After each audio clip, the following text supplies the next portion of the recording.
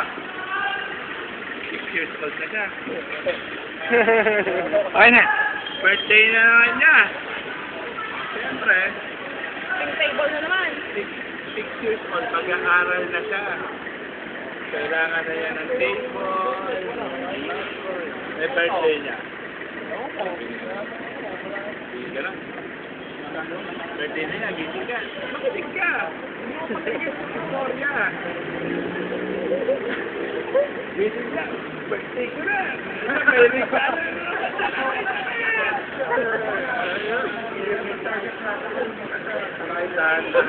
Ano? Pag-gising niya gano'n, kanya ba yung pinto?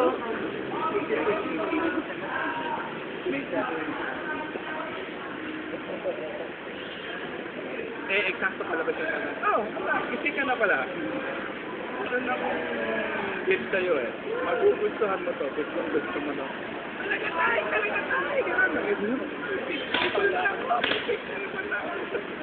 Nandun! Sa baba. Pagdating sa baba, nandun nagkalat.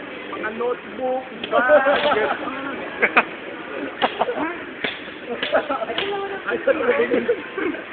Makinig ka! Alam mo, gusto ko makinig na ayaw ko eh. Gusto ko makinig. Doon ka na lang sa gusto mong makinig. Sobrang astig yung ending. Maganda ka, maganda. Walang. Ito ba yung gift mo sa akin, Bay? Oo, anak! May na bang iba? Ayos? Kaya may picture ko. Wala na bang gift? Talaga tayo pag-gift ko. Kinuha niya yung mga notebook. Pinagpapulitan niya. Wala akong picture ba? Ano pa naman ang magulang? Ha? Ba't ka ba nangingialam sa istorya? Hindi ganun, sinili ang lahat ng gamit ko. GSQ, overtake. Bigat ito. Ipot na naman ang isang taon. Birthday na naman yan. 7 years old na siya. Ha? 7 years old. 7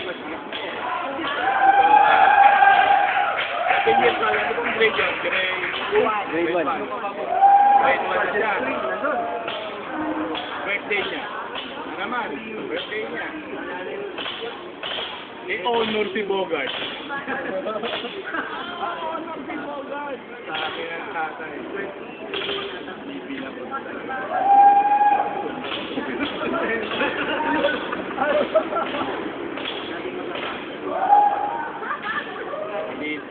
Hindi na yan.